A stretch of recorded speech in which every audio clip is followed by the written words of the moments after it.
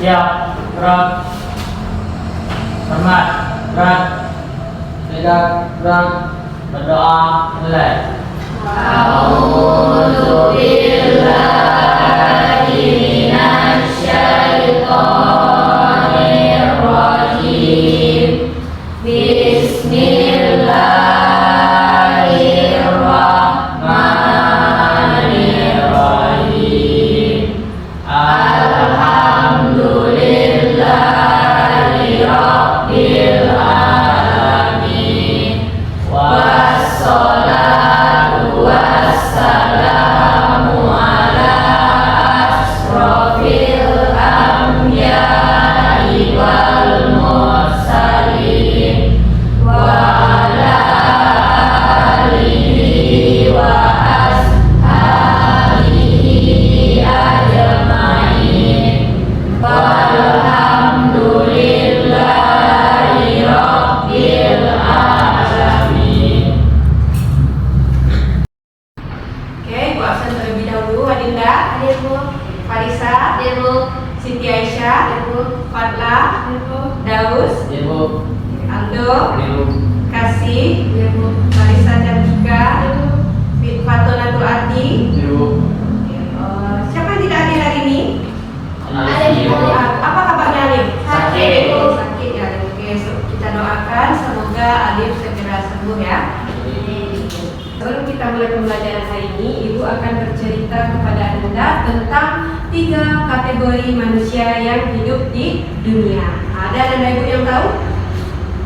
Nah, ada namanya manusia yang beruntung, ada manusia yang merugi, dan ada manusia yang celaka. Nah, kita lihat dulu dari manusia beruntung. Kapan manusia itu dikatakan dia sebagai manusia yang beruntung? Apabila hari ini lebih baik daripada Hari kemarin. hari kemarin. Dan yang kedua ada manusia yang merugi. Kapan kita dikatakan sebagai manusia yang merugi? Apabila hari ini sama saja dengan hari kemarin. Dan yang ketiga ada manusia yang celaka. Kapan kita dikatakan sebagai manusia yang celaka? Apabila hari ini lebih buruk daripada hari kemarin. Nah, kalau seandainya Ibu pilih nih kepada Nanda di antara 3 kategori ini, Nanda Ibu mau pilih kategori yang mana? Pasti kita semua memilih untuk menjadi orang yang beruntung. Nah, kalau saat kita mau pilih menjadi orang beruntung, kalau posisi kita hari ini sebagai seorang siswa, bagaimana cara kita untuk berusaha menjadi orang yang beruntung? Tentu belajar kita hendaknya harus lebih giat. Dari semester kemarin tentu harus lebih giat lagi yang semester ini. Dari hari kemarin tentu harus lebih giat lagi pada hari ini. Nah, itu dia untuk sekilas motivasi hari ini. Aku mau bertanya lagi nih tentang materi kita yang di minggu sebelumnya. Nah, siapa yang masih ingat apa materi kita minggu sebelumnya? Apa yang kita bahas? Ya, Zina, Bu. ya, tentang zina. Oke, bagus, Anda Ibu. Ada yang bisa menyebutkan apa itu pengertian zina? Oke, Dinda, yuk silakan. Zina yaitu hubungan laki-laki dengan perempuan layaknya suami istri tanpa adanya ikatan pernikahan. Iya, bagus. Zina itu adalah hubungan antara laki-laki dan perempuan, namun hubungannya itu seperti hubungan orang yang sudah suami istri. Namun di antara keduanya tidak ada terdapat ikatan pernikahan. Nah, itu terkait tentang pengertian zina. Oke, kemarin selain pengertian kita juga bahas tentang dalil perbuatan zina. Siapa yang masih ingat ada di dalam surat apa dalil tentang perbuatan zina?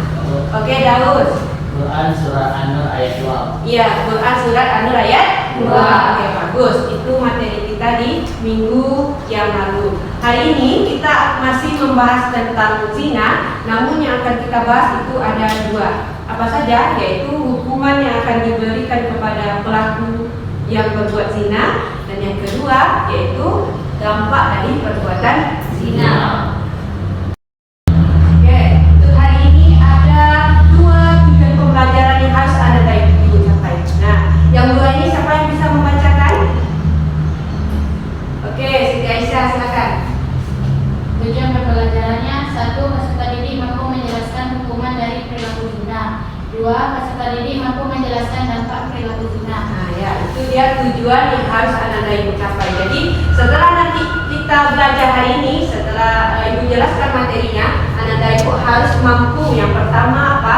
Menjelaskan hukum dari perilaku zina. Yang kedua yaitu menjelaskan dampak dari perilaku zina. Nah, oke, untuk kegiatan pembelajaran kita hari ini, ibu akan membagi anak-anak ibu dalam 2 kelompok.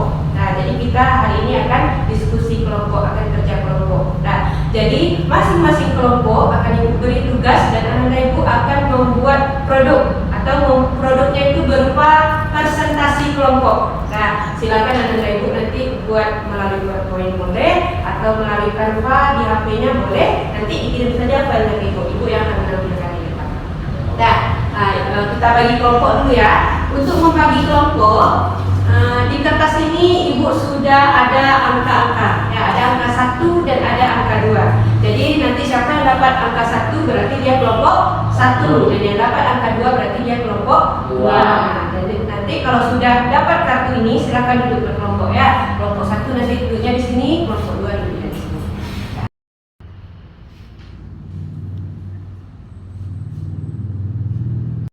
Oke, udah dapat semuanya kertasnya? Sudah lihat angka masing-masing yang didapatkan? Sudah. Kalau sudah, silakan anak-anak ibu duduk berdasarkan kelompok yang sudah didapatkan masing-masing.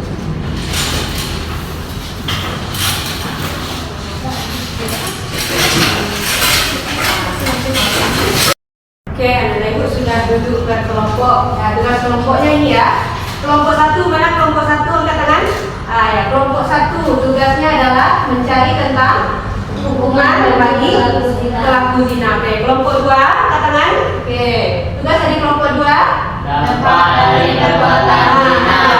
mencari dampak dari perbuatan zina. Ya, anak-anak ibu silakan buatnya bentuk PowerPoint yang akan dipresentasikan nanti ke depan. Ya, nah selain itu ibu akan jelaskan dulu terkait dengan penilaian kelompok kita. Nah, jadi misalnya setiap kelompok ini akan dinilai. Ibu akan menilai dan kelompok yang tidak tampil juga akan dinilai. 50%-nya nilainya dari ibu dan 50% lagi nilainya dari kelompok yang tidak tampil atau kelompok 2. Jadi kalau digabungkan berarti itulah nilai yang didapat oleh kelompok 1. Itu juga sebaliknya di kelompok 2. Nah, sebelum mulai bekerja, ibu akan membagikan instrumen penilaiannya. Jadi silakan dibuat nanti presentasinya sesuai dengan yang ada di instrumen ini. Nah, supaya nilai kelompok anak ibu nanti bagus. Nah.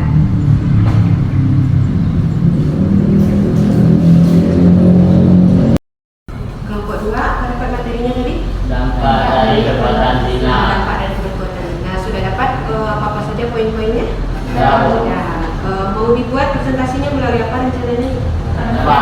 Nah, silakan dulu. Oke, sudah selesai tugas kelompoknya masing-masing? Sudah. Sudah siap untuk tampil? Sudah. Oke, kita tampilnya berdasarkan nomor urut kelompok saja ya. Berarti yang tampil pertama adalah kelompok 1. Nah, sebelum tampil silakan dikirim dulu file PowerPoint-nya ke WA ibu biar ibu tampilkan di sini. Oke, silakan kelompok 1 perwakilan untuk presentasi ke depan.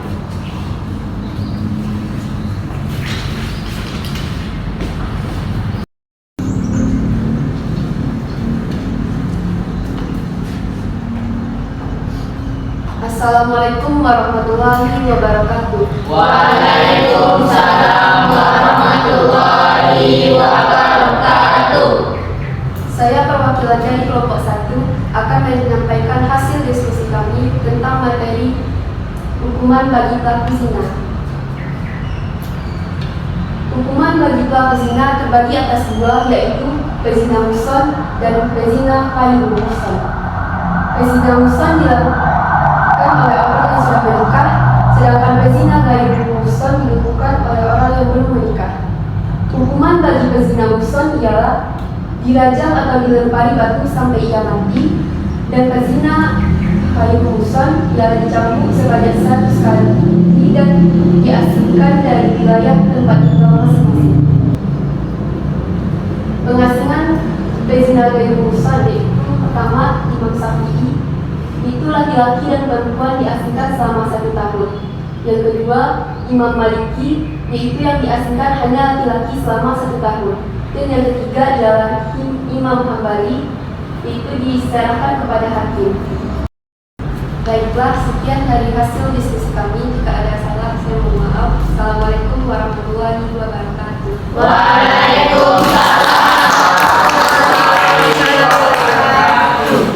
Oke, kita beri lagi aplaus untuk kelompok 1. Sekarang kita nilai lagi nih dari kelompok 2. Melihat penampilan temannya di kelompok 1 tadi, kira-kira berapa poin yang didapat oleh kelompok 1? 45. Oke, kalau Ibu lihat dari penilaian Ibu juga 45 poin. Jadi kalau digabungkan berapa nilai yang diperoleh oleh kelompok 1? 90. Oke, kelompok 2 sudah tampil? Ya. Oke, silakan perwakilan dari kelompok 2.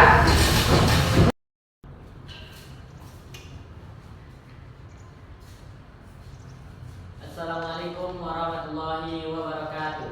Waalaikumsalam warahmatullahi wabarakatuh. Baiklah, kami akan mempresentasikan hasil diskusi kelompok kami, yaitu tentang dampak bagi pelaku zina. Dampak bagi pelaku zina terbagi menjadi 3, yaitu 1 dari segi agama, dari segi kesehatan, dan dari segi sosial. Dari segi agama itunya dosa besar, sedangkan dari segi kesehatan AIDS atau HIV, penyakit menular lainnya. Dan yang terakhir dari segi sosial itunya dikucilkan di masyarakat dan lain-lainnya. Baiklah, hanya itu yang dapat saya sampaikan. Salah dan yang kami mohon maaf. Assalamualaikum warahmatullahi wabarakatuh. Waalaikumsalam warahmatullahi wabarakatuh. Nah, itu tadi penampilan dari kelompok 2. Nah, kelompok 1 berapa nih penilaiannya untuk kelompok 2? 48. Oke, kalau dari Ibu itu ada 40. Nah, jadi kalau kita gabungkan berapa nilai untuk kelompok 2? 48 tambah 40 berapa nilainya? 88. Oke, kita beri hapus dulu. Oke, itu penampilan anak ibu dari masing-masing kelompok. Nah, sekarang akan Ibu jelaskan kembali terkait materi yang sudah dibahas. Pertama, itu kita akan membahas tentang hukuman bagi pelaku zina.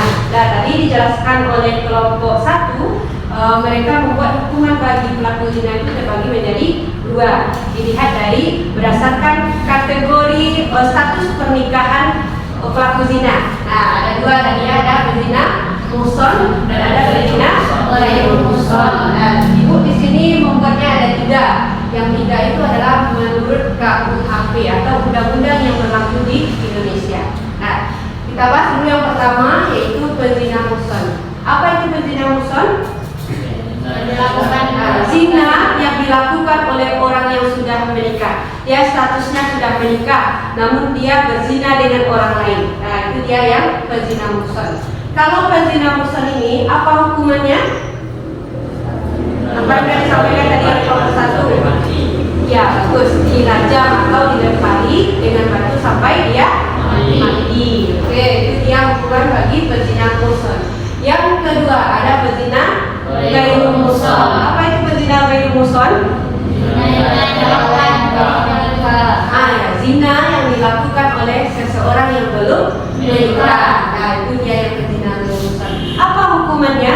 Nah, hukumannya ada 2. Yang pertama itu dicambuk sebanyak 100 kali. Yang kedua, setelah ia dicambuk sebanyak 100 kali, hukuman yang kedua yang akan diterimanya yaitu diasingkan dari wilayah tempat tinggal masing-masing. Nah, dan untuk pengasingan ini para ulama yang berbeda pendapat. Ada 3 pendapat para ulama terkait dengan pengasingan bagi pelaku zina ghairu muhson. Apa saja? Yang pertama itu menurut Imam Syafi'i. Kalau menurut Imam Syafi'i yang diasingkan siapa? Laki-laki maupun perempuan yang berbuat zina itu sama-sama diasingkan. Lamanya berapa dia diasingkan? 1 tahun. Itu pendapat yang pertama dari Imam Syafi'i. Pendapat yang kedua itu dari Imam Maliki atau Imam Malik. Nah, kalau menurut Imam Malik yang diasingkan siapa? hanya laki-lakinya saja, perempuannya tidak diasingkan. Nah, kenapa menurut pendapat Imam Malik ini yang diasingkan hanya laki-laki? Karena menurut beliau, kalau perempuan itu bersama keluarganya, perempuan itu akan lebih terjaga. Nah, karena kenapa? Ketika dia sudah bersama keluarganya saja, dia sudah melakukan zina. Apalagi nanti kalau seandainya dia diasingkan dari wilayah tempat tinggalnya, beliau khawatir si perempuan ini nanti akan berbuat hal-hal yang lain. Makanya menurut Imam Maliki yang diasingkan itu hanya laki-laki saja. Lamanya berapa? Sama dengan Imam Syafi'i, masih 1 tahun. Nah, oke. Yang ketiga yang ada menurut pendapat Imam Hambali. Kalau menurut pendapat Hambali bagaimana? Diserahkan kepada hakim. Siapa yang akan diasingkan dan berapa lama ia akan diasingkan dari tempat tinggalnya itu berdasarkan keputusan hakim. Nah, itu dia terkait dengan berzina ghairul muhsan. Nah, ada paham? Paham. Jadi berapa hukuman yang diterima oleh pezina ghairul muhsan ini? Pezina ghairul muhsan berapa hukumannya yang diterimanya? Ada 2. Pertama apa? 100 kali. Yang kedua, diasingkan dari tempat tinggal masing-masing. Nah, itu dia hukuman bagi pezina ghairul muhsan. Yang ketiga, ada hukuman yang akan diterima oleh pelaku zina menurut KUHP atau menurut undang-undang yang berlaku di Indonesia. Nah, hukuman yang akan diterima oleh pelaku zina yaitu dipenjarakan selama 9 bulan. Nah, itu kalau berdasarkan undang-undang yang ada di Indonesia. Oke, mengenai hukuman bagi pelaku zina ini ada paham? Paham. Nah, selanjutnya coba Anda perhatikan, ini ada tata cara yang dilakukan kepada pelaku zina muhsan dan pelaku zina ghairul muhsan. Nah, mohon diperhatikan dulu.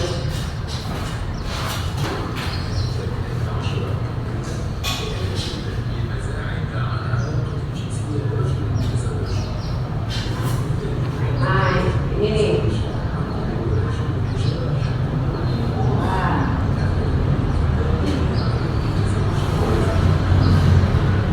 Kalau video yang pertama ini kira-kira hukuman untuk pelaku zina yang mana? Muhsan kah atau ghairul muhsan? Muhsan. Nah, ada kelihatan tadi kan oleh Anda pelaku zina itu dia dikubur dulu. Nah, kalau untuk pelaku zina muhsan, dia kan hukumannya dirajam atau dilempari dengan batu. Sebelum dia dilempari batu, tubuhnya harus ditanam dulu sebagian atau tubuhnya harus dikubur dulu sebagian. Kenapa dia harus dikubur? Supaya dia tidak menunda dari lemparan batu. Makanya pezina muhsan itu harus dikubur dulu sebagian. Nah, yang untuk melemparnya itu boleh siapa saja boleh ikut melempar pezina muhsan ini. Nah, lanjut video yang kedua, coba perhatikan.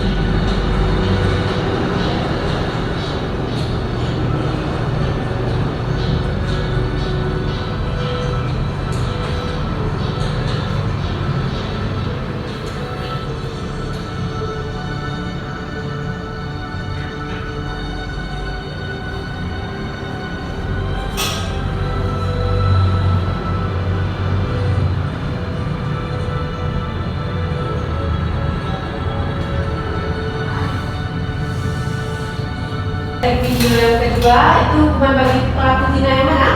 Ghairul muhsan. Pelaku zina ghairul muhsan yaitu pelaku zina yang belum menikah. Nah, tadi sudah Anda hukumannya yaitu dicambuk sebanyak 100 Kali. Ya, dicambuk itu yang tukang cambuknya ada nampak sama Ibu tadi. Nah, dia menggunakan cadar seperti menggunakan cadar yang kelihatan mungkin matanya saja. Nah, kenapa demikian?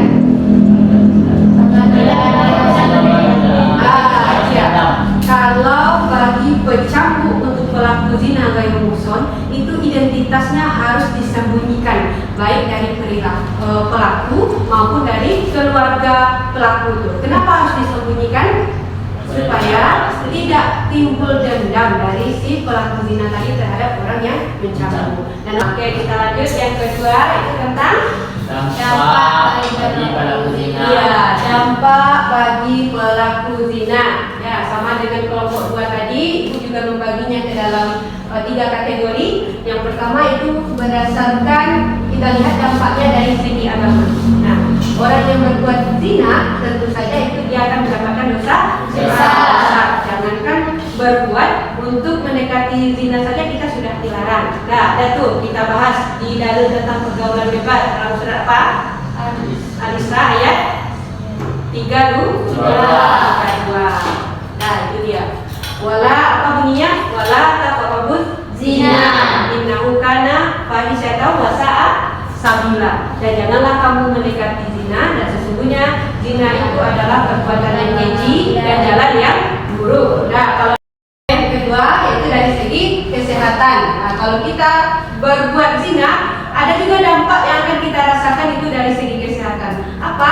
Nah, yaitu akan mendapatkan penyakit menular. Apa saja bentuk penyakit menularnya? Yaitu HIV dan AIDS. Nah, yang mana sampai saat sekarang ini belum didapatkan oleh kesehatan itu obat ampuh untuk mengobati yang HIV dan AIDS ini.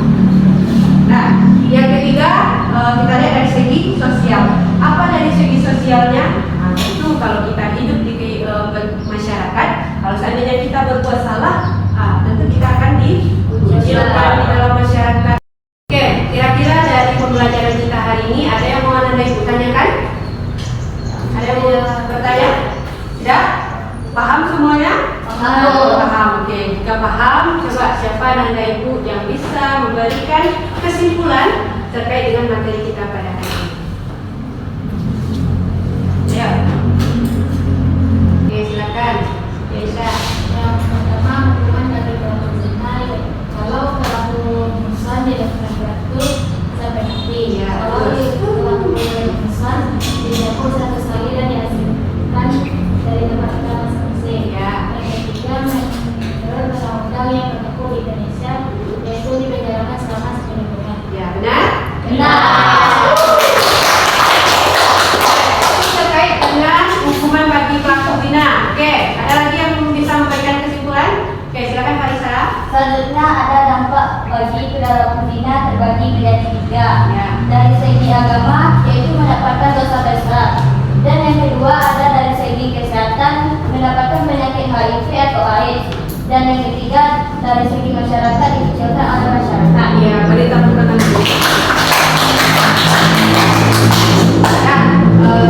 Untuk kesimpulan pembelajaran kita hari ini, untuk menutup sebagai pengukur pemahaman anak ibu, ibu akan mengadakan quiz. Jadi kita akan quiz ya.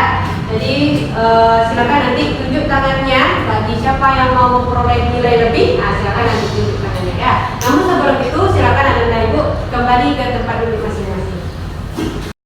Nah, ini kuisnya ada 4 soal ya. Siapa anak ibu yang mau nih menjawab satu-satu saja dulu. Satu orang satu soal, ya. Lalu Oke, silakan Daus. Daus pilih nomor berapa? nomor 2. Nomor 2. Oke, kita lihat ya nomor 2. Apa saja hukuman yang diterima oleh pelaku zina? Hukuman pertama itu hukuman bagi pezina muhsan, yaitu dirajam atau dilempari batu sampai dia mati. Ya, bagus. Kedua, pezina ghairul muhsan yaitu dicambuk sebanyak 100 kali dan diasingkan dari wilayah tempat tinggalnya masing-masing. Ya, bagus. Satu lagi? Satu lagi, menurut undang-undang yang ada di Indonesia, yaitu dilaksanakan selama 9 bulan. Oke, bagus. Oke, selanjutnya siapa? Oke, silakan. Pak Tonanto Adi, mau pilih nomor berapa? Nomor 1. Nomor 1. Oke, naik nomor 1. Nomor 1. Kenapa Allah melarang kita untuk mendekati zina? Karena zina merupakan dosa besar dan memiliki banyak dampak yang disebutkan. Oke, bagus. Tepuk tangan dulu. Sekian dulu untuk pembelajaran kita kali ini. Nah, untuk pembelajaran kita minggu depan kita akan masuk materi baru, yaitu tentang proses masuknya Islam ke Indonesia. Nah, itu materi kita di minggu depan. Oke, kita cukupkan hari ini sampai di sini. Silakan Anda yang bersimpan lagi semua peralatannya. Kita baca doa.